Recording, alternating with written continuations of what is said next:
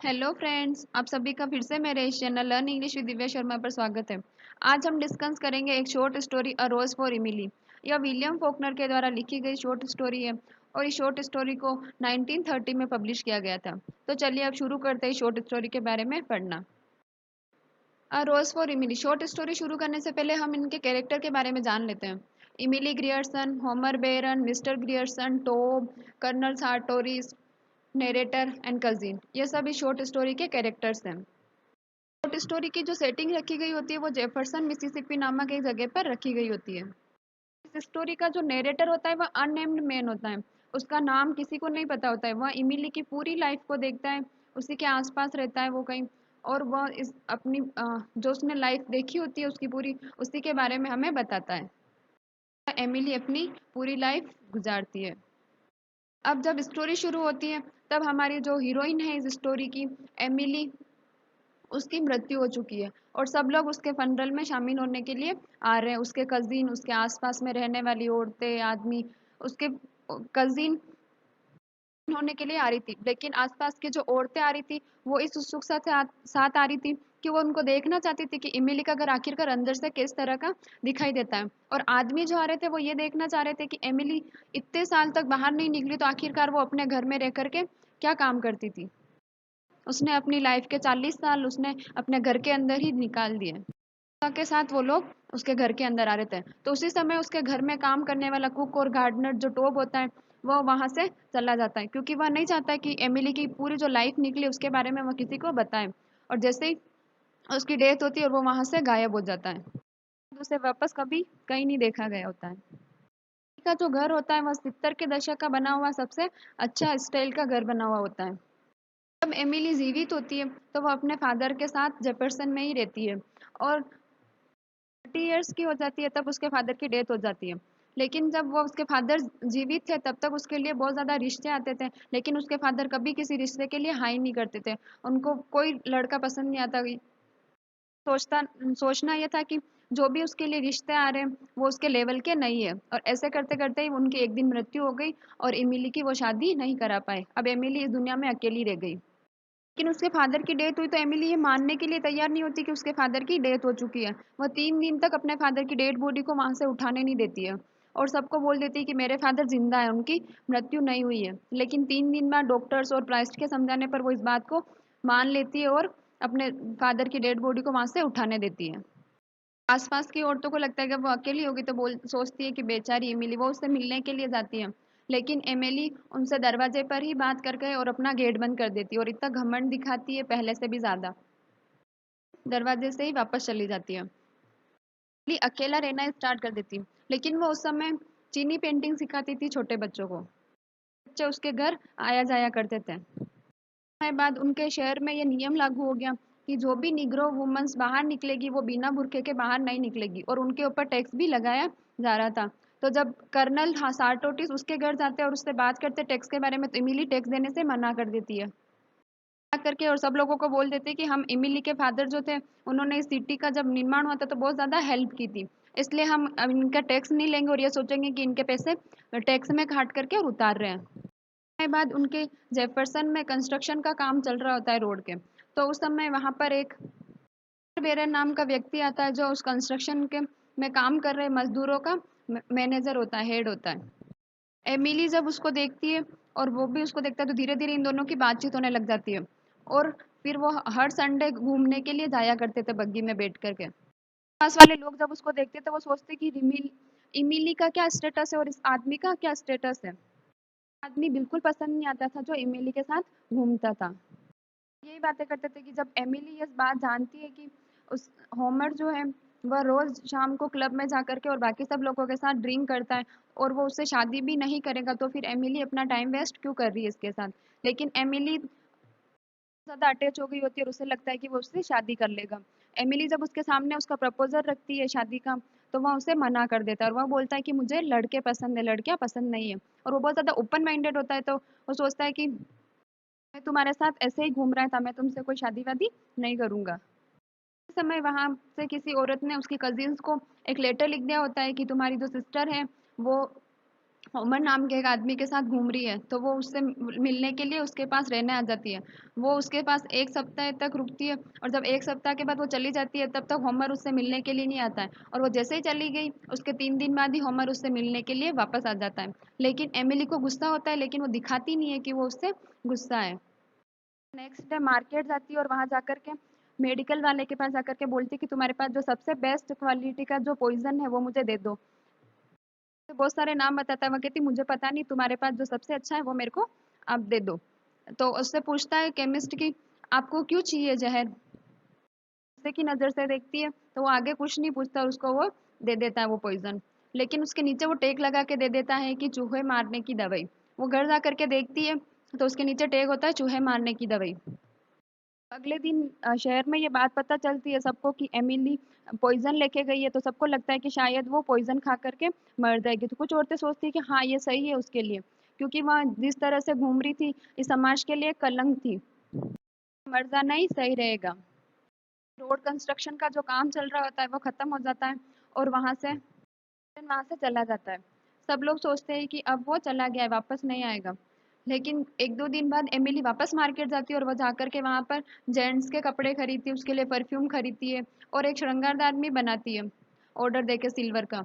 तो उसमें वो बोलती है कि उसके जो हर चीज़ होगी उस पे एचबी लिखा हुआ होना चाहिए। सब लोगों को पता चलती है तो लगता है कि ये तो शायद वो दवाई लेके गई थी, वो चूहे मारने के लिए ही लेके गई थी।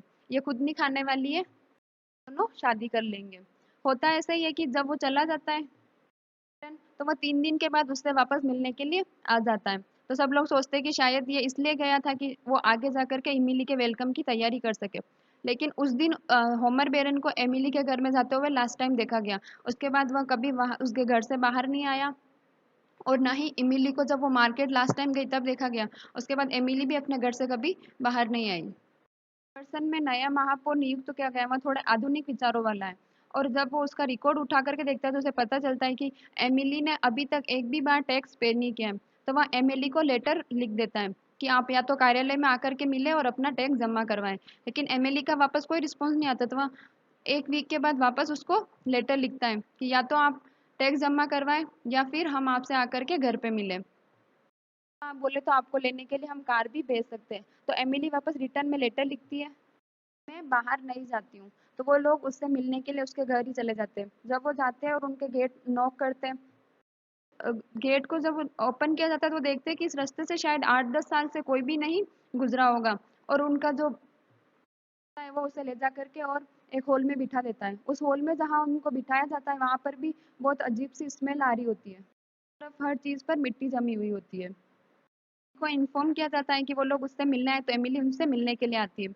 एमिली उनसे मिलने के लिए आती है तो वो लोग खड़े हो जाते हैं और जब हमने शुरुआत में देखा था तो एमिली बहुत ही पतली दुबली लड़की थी, लेकिन अब वह मोटी औरत हो गई है और अब वह ब्लैक कलर के पहन रखे हैं उसने और अपने गले में एक सोने की चैन पहन रखी है और उनसे बात करती है। तो वो उनसे बताते हैं कि हमने आपको जो नोटिस भेजा वो आपको मिला? कि हाँ, मुझे एक कागज़ मिला तो था। अधिकारी उससे बोलते हैं कि उसमें साफ-साफ लिखा हुआ था कि आपको अपना टैक्स चुकाना पड़ेगा। लेकिन एमिली उसे जवाब दे देती है कि जेफरसन में मेरे लिए कोई टैक्स नहीं चुकाना है। नहीं है कि मैं इस टैक्स का पे करूँ। तो आगे वो बोलते हैं कि आवश्यक तो है, आपने अभी तक एक भी बार टैक्स का पे नहीं किया है। कि आप जो कह रही हो कि आपको टैक्स चुकाना ज़रूरी नहीं है, तो आपके रिकॉर्ड में ऐसा कुछ लिखा हुआ नहीं है। वो कहती है कि आप जाकर के कर्नल सार्टोसी से बात कर लेना कि मुझे इस जेफरसन में रहते हुए कर चुकाना क्यों आवश्यक नहीं है। तो वो बोलते हैं कि आप जिसकी बात कर रहे हैं साटोरिस की, तो उसकी तो मृत्यु 10 साल पहले ही हो चुकी है। जब एमिली को ये बात पता चलती है, तो वह उसे उसी समय उसके नौकर को ऑर्डर दे देती कि तुम इन लोगों को यहाँ से बाहर निकाल दो और वो उन लोगों को वहाँ से बाहर निकाल देता है। फादर की डेथ हो गई तो उसके बाद वो बहुत कम बाहर निकला करती थी, लेकिन सब लोग बातें करते हैं कि जब से उसका पति उसे छोड़ करके चला गया उसके बाद तो वो कभी बाहर निकली ही नहीं है, ना ही किसी ने उसे देखा है। एमिली के घर से बहुत ज़्यादा स्मेल आने लग जाती है, तो आसपास के सब लोग परेशान हो जाते हैं और वह जाकर के शिकायत कर देते हैं। जो न्यायाधीश होता है वो उसके पास जाकर के वो सब लोग शिकायत करते हैं, तो वो बोलते हैं कि आप उसको कोई लेटर भेजें ताकि वो अपने घर की सफाई रखें। कोई ज़रूरत नहीं पड़ेगी, शायद इसके घर में काम करने वाला जो कुक है उसने किसी सांप या चूहे को मार दिया होगा, इस वजह से इतनी स्मेल आ रही है। तो औरतें बोल देती कि हाँ, इसके घर में काम करने वाला कुक भी एक जेंट्स है तो शायद वो काम ढंग से नहीं करता होगा, इसीलिए भी उसके घर से स्मेल आ सकती है।